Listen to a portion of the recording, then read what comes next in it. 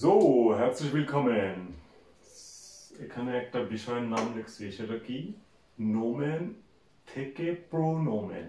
ওকে, last যে ক্লাসগুলো করতেছি সেগুলোতে হচ্ছে একটা জিনিস বারবার আমার চোখে পড়তেছিল। আইনস আছয় প্রত্যেকটা লেভেলেই আমরা সবাই অনেক কনফিউজ, একটা নোমেনের কি প্রোনোমেন হবে, ঠিক আছে? তো সেই থেকে কিছু আইডিয়া আসলো যে গ্রামারের বেসিক কিছু বিষয় নিয়ে কথা বলা উচিত।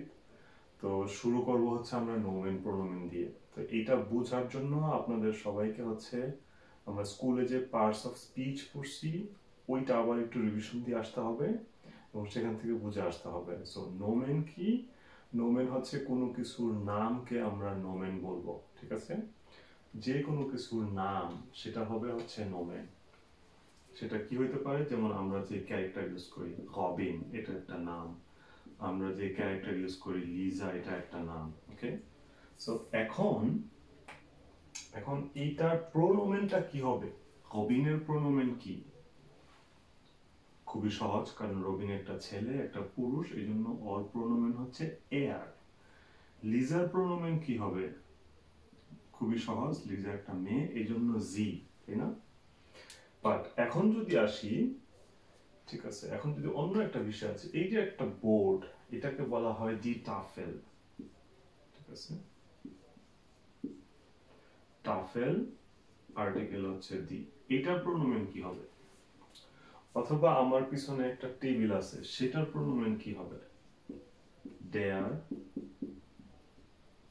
টিশ, টে ই এস সে হা, ঠিক আছে? অথবা আমার এখানে সামনে একটা সোফা আছে, সেটার প্রোনোমেন কি হবে? দাস সোফা। কারণ যেমনরা প্রচুর প্রোনোমেন ব্যবহার করে, আমাদেরকে এটার কোনো বিকল্প নাই যে আমরা প্রোনোমেনের ব্যবহারটা নিশ্চিত হইতে হবে, ঠিক আছে? কোনো দ্বিধাদ্বন্দ্ব থাকলে হবে না। সো মানুষের নাম হইলে খুবই ক্লিয়ার, তাই না? ছেলে হইলে এয়ার, মেয়ে হইলে জি, ক্লিয়ার। কিন্তু এখন যদি ব্ল্যাকবোর্ড হয় দি টাফেল, তখন সেটার প্রোনোমেন কি হবে?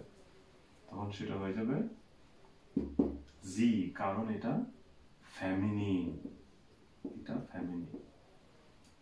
দেয়ার টিশ, এটা টেবল, এটা হচ্ছে মাস্কুলিন, এই জন্য এইটাও ওই রবিনের মতো এয়ার হয়ে যাবে, ঠিক আছে? এটা মাস্কুলিন।